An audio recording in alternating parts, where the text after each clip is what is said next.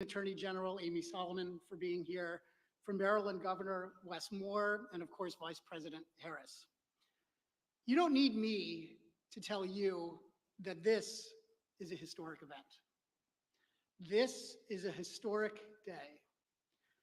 That's a testament, first and foremost, to the importance of the problem that's brought us all here today. The people in this room know better than almost anyone the burden that gun violence imposes on people in America, especially in our Black and brown communities. This day is a testament also to the incredible work that all of you are doing around the country in your local communities to try and realize the promise of community violence intervention. Are we allowed to clap in the Indian tree? I think we can clap.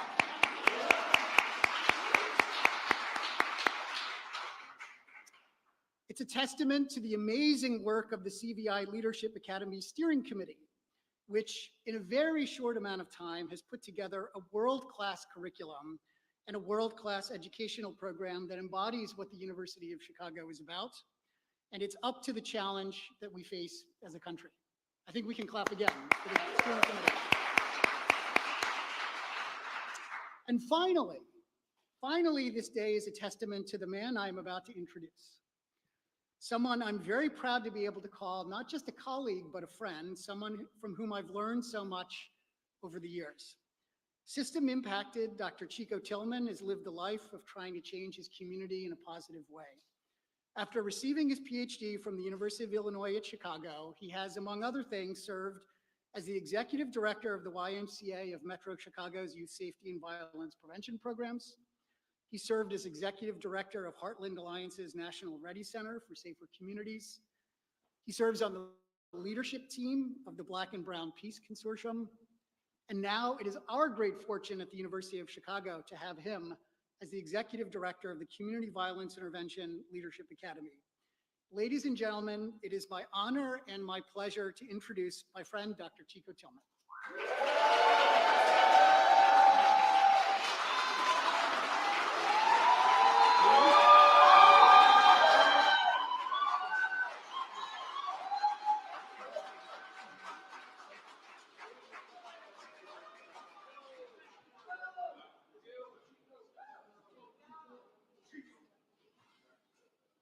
Good afternoon, ladies and gentlemen.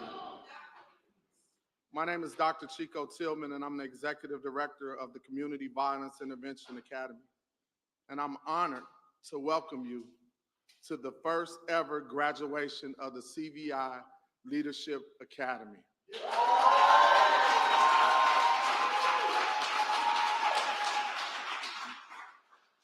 I traveled a long way to be here.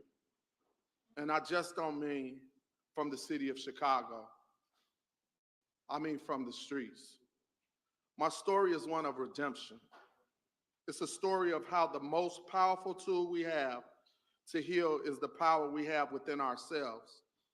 With support from our community and a little bit of hope, we can overcome any challenge. And when we do, we have the responsibility to pass on that blessing through service, the truest form of redemption.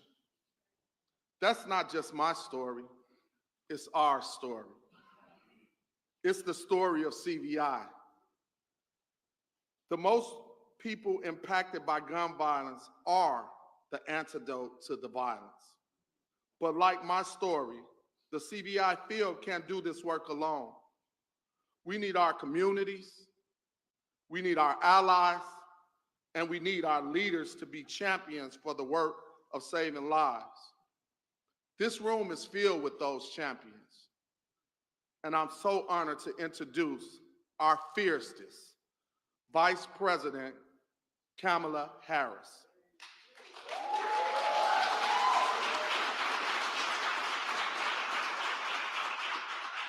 Vice President Harris has been a voice for Black communities her entire career. From her days in San Francisco to her time in the U.S. Senate, reducing gun violence in our communities has been her life's work. And look around. When she made it to the White House, she brought us with her.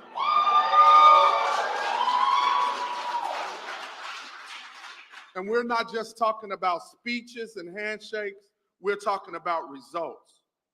Because of her leadership in the Biden and Harris administration, the CBI Field secured the largest federal investment in community-based violence intervention reduction in American history.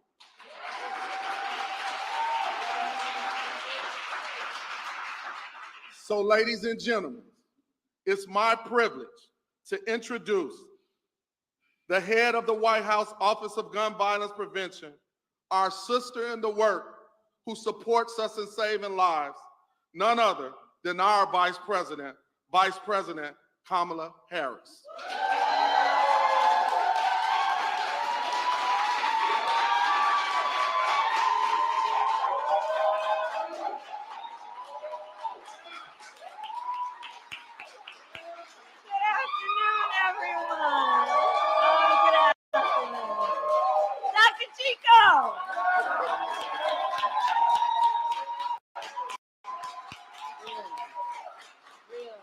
Please have a seat. Please have a seat.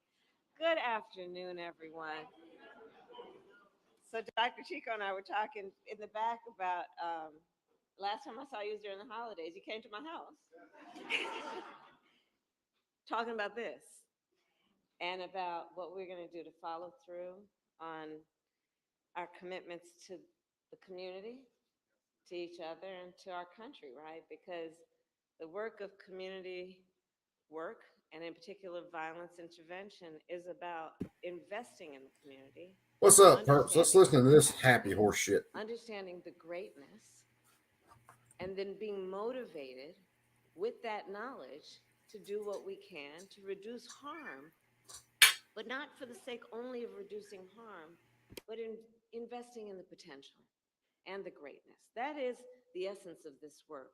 I want to thank the governor of Maryland, Governor Moore, for his leadership. Wes Moore and I've had so many conversations about this work, and I know he's going to replicate this in a big old way in Maryland and put everybody to shame in terms of showing what states can do when you have people at the top who understand, again, the capacity and the brilliance that is in the community. And it just Brother Barton, what's up, my man? To support the good work, to make it real. So I thank everybody who is here for all that you have done, and in particular the graduates. Where are the graduates? There we are, right in front. The inaugural class. The inaugural class. Look at this. So this is, I would say, an historic day, because these role models, being the inaugural class to graduate, are going to now be the ones who can show folks how it gets done. You know, the thing about being a role model is a room full of role models, right? People watch what you do to say, okay, that's how you achieve success. And if that's being done there, I'm inspired by their life story and how they did it, and I'm going to do the same thing. Because now what people perhaps had never seen before can be seen to know what's possible. But the brilliance of this inaugural class and its leaders is the ability to see what can be, unburdened by what has been, and then to make it real. And now to make it real in a way that it will be replicated around our country. So I congratulate everyone here and the graduates for all you have put into this and all you do. It's hard work. And I think some people really underestimate the hard work that comes with caring about folks. It's easy to look away, to overlook, to think about other things instead of the things that are difficult to think about. It takes a very special person to, with clear eyes, see the pain in other people, to see the need in other people, and then to take it as your life's work to do something that is about healing and uplifting the condition and the spirit of other people. And I'll say that, Governor, you and I have talked about this. I think there's a certain perversion that has taken place over the last few years in our country that would suggest that the measure of the strength of a leader is based on who you beat down, instead of what we know, which is that the true measure of the strength of a leader is based on who you lift up. That the characteristic of real leaders is the character that has some level of curiosity, concern, and care about the suffering of other people. It's also who you can protect and then takes it and who upon you do themselves protect. as part of their life's work and mission to You ain't wrong, uplift Ron. the condition of other people. And that's who you are. And that's how you do what you do in a way that is going to inspire so many people. The spirit behind this work is also the spirit of understanding the significance of a principle I grew up with called self-determination. Self-determination, which we all have and should value in each other. And Doctor, you talked about redemption, which is an age-old concept. It transcends religions. But the notion and the idea that, look, everybody's going to make a mistake. For some, that might rise to the level of being a crime. But is it not the sign of a civil society that we allow people a way back and to embrace them? Unless it involves guns. And then join together as a community of people. once you get a felony, you can never own guns again. All of that according is to the people like her. spirit behind this work.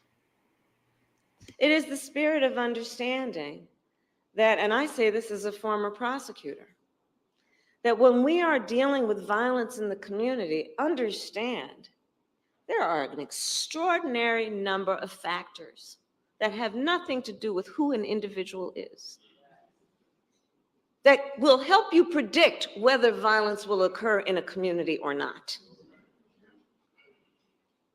Are those public schools well funded? What is the level of home ownership in the community? Access to capital for small businesses, access to health care, access to mental health care $10 that says is she also doesn't mention the culturally nuclear competent.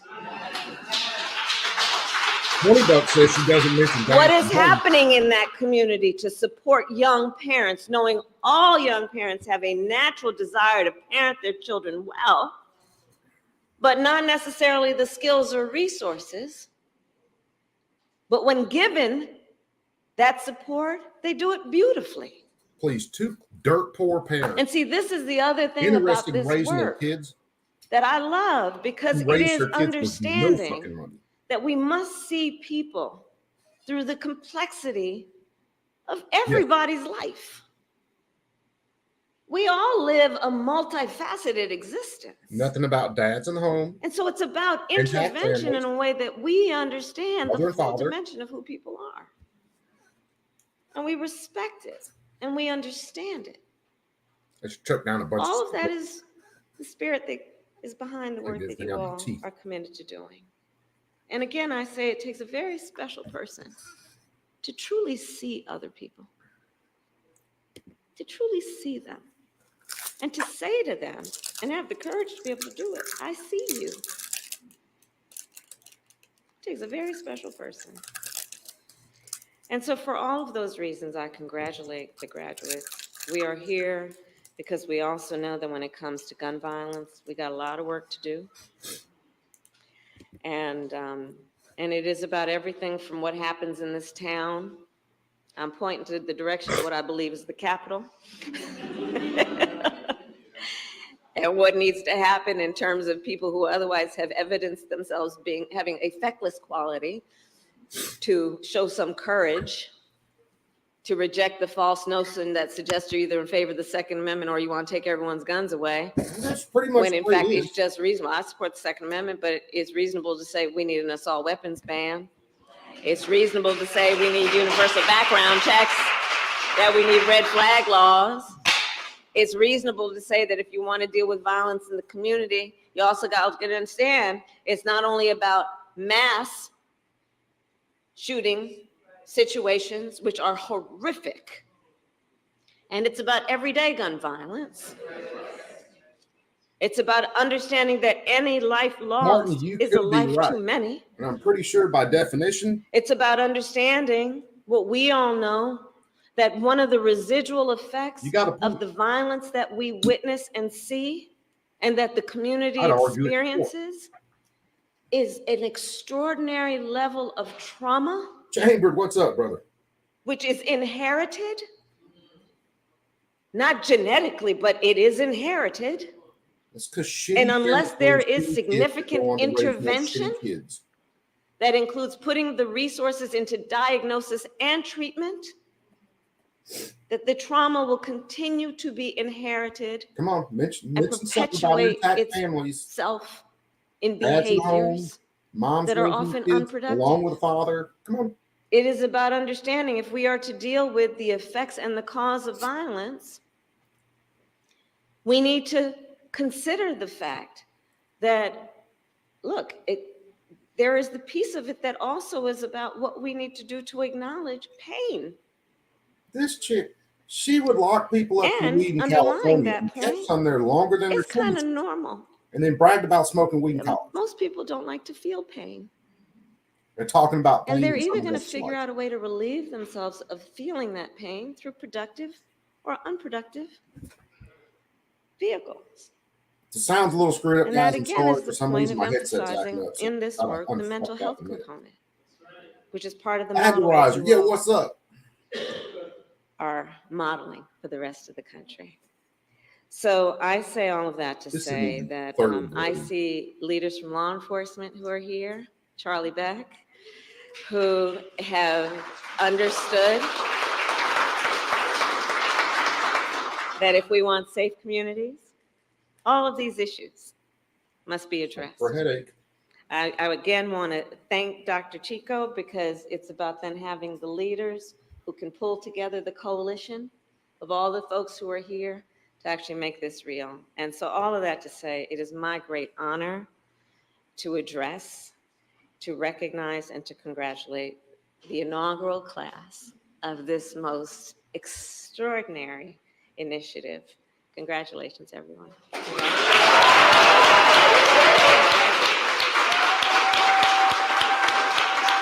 Congratulations. Come take a picture with me. Come on. So a bunch of platitudes that really don't address shit. Congratulations, my dear. Besides gun bans and background checks. There we go. Come on, graduation picture time. The majority of your violence coming in inner cities, centered around gangs and drugs, they aren't going to FFLs to buy their guns. They're not going through background checks. Olivia, take the badge off. So even if you had universal, Oh, you yeah, would that have makes to have for a a better registry picture and if you track take your every badge single one off. of those guns to see where it's at, which is absolute horseshit. You wouldn't even get it done then. There we are. Mr. You Jackson. say assault weapons bans, most of this crime don't handle. Thank you. Thank you all. Thank you. Congratulations. These sons of bitches blow more smoke than I do. And I'm at least a packs a I day. know, I'm gonna keep talking about you, everybody. Congratulations, my dear. Thank you. Thank you. We're doing it together, right? Thank you. Thank you. Thank you. Thank you. Thank you, everybody. Thank you. Thank you. Congratulations. Getting it done, right? No different last night. I was on with, who was it? Was it Gifford? Can't remember. Another gun control group. I fucked the audio up. I was just going to record it and do something with it later. I fucked the audio up. But I messed around and mentioned Maj Toure, and they kicked me from that motherfucker a couple seconds after I posted that comment in Okay. chat because they don't want to hear about Maj, who's actually doing something in communities.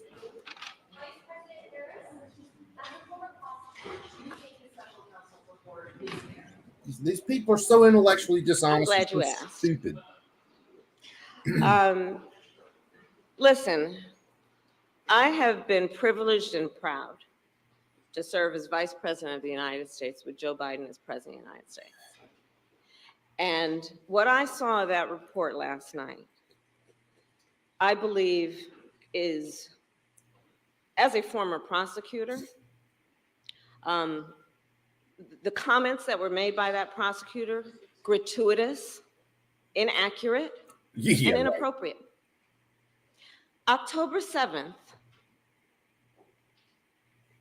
Israel experienced a horrific attack. What And does I will this have tell to do you, with Joe we Biden got being the an absolute calls, dementia patient? the president and myself, in the hours after that occurred.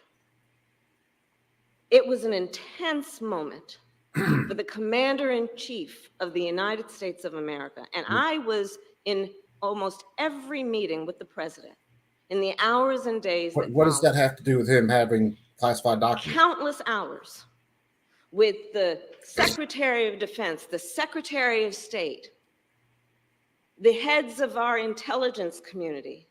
And the president was in front of and on top of it all, asking questions and requiring Asking questions like, where the hell am I? America's Long time yet? military and intelligence community and diplomatic community Where the hell am I? would figure out and know how many people were dead. Mr. President, you should. How many are Americans? Oh, How many yeah, that's right. hostages? Is the situation stable? He was in front of it all, coordinating and directing leaders You who could are say in the charge same of thing about America's me if I was national in the security, stands at a not to football mention our game, trying to allies tell them around what the plays globe. to run and waving my hands For around. days, and up until now, months.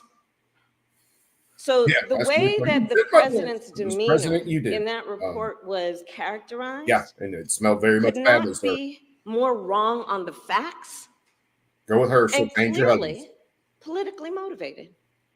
Will there be ice cream? And so We'll I get will you some, say sir.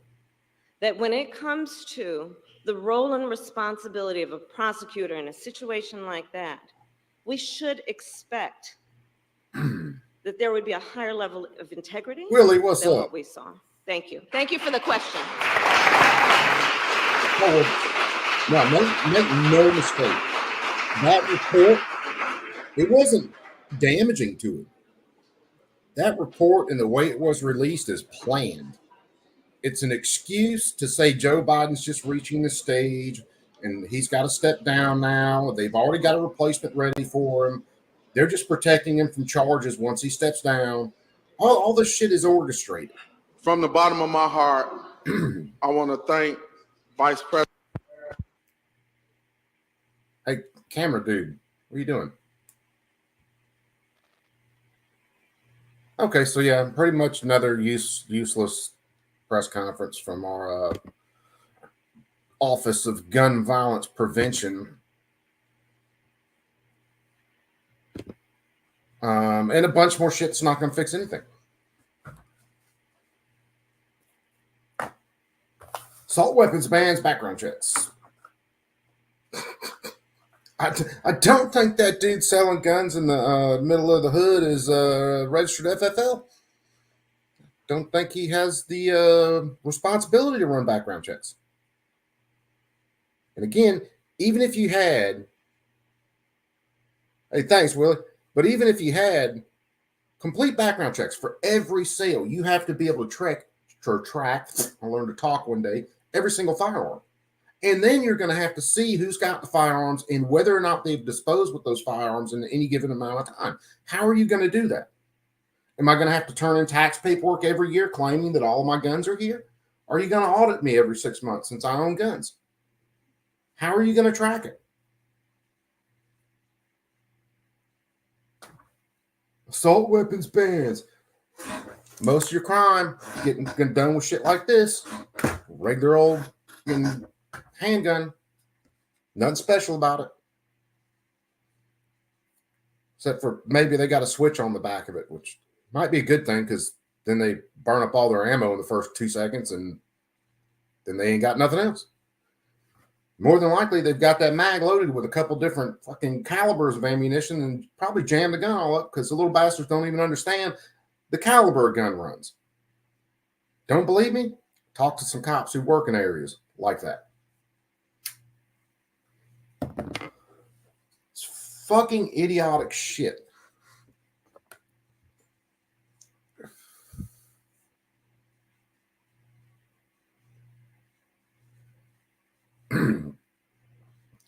Dude, almost any time this lady talks, my brain just wants to just go away. It wants to go on vacation.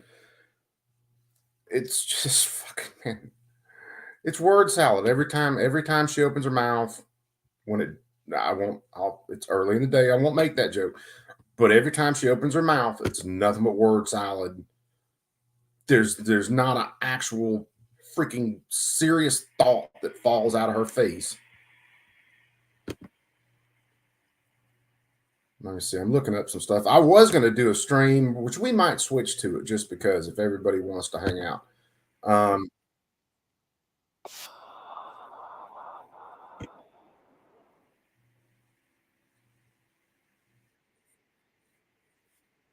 Okay, that's fucking enough. Let me see whether my headphones will actually work. Oh man, these people. They don't understand shit about firearms. They will not actually look at where the problems are at or what actually leads to a lot of these problems, like families being torn apart, government intervention. All right, let's see. Let me see something. Just hit play on something stupid, see whether I can hear it. What?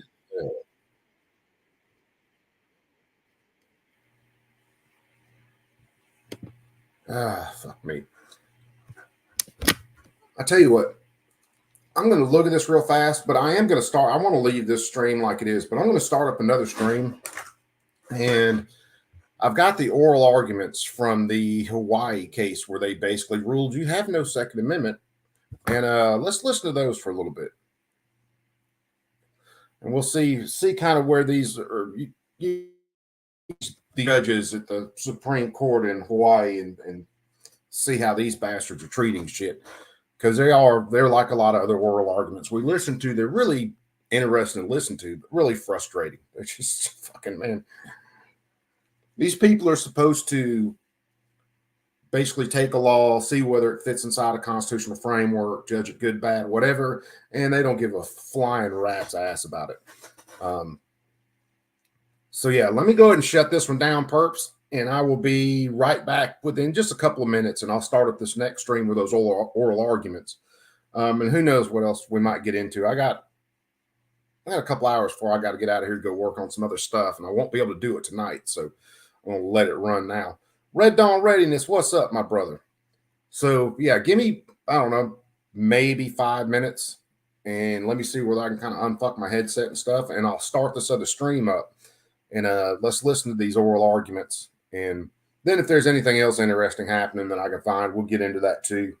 I looked all over today while I was working in between stuff to see whether anything was moving as far as gun control in Virginia or South Carolina or Georgia. Nothing's really moving in Alabama right now. Stuff in Virginia is going to come quick, though, and I'm expecting some of it to start moving in Georgia. South Carolina's just got to get off their ass and pass constitutional carry. The House has got to pass it and then send it to the governor. We'll see if we can keep track of when they do that. But anyway, we're going to try to hang out with it. So you guys, like I said, give me 5 minutes, and I'm going to crank this other one up. Other than that, I'll see you perps after a while, man. Y'all be cool.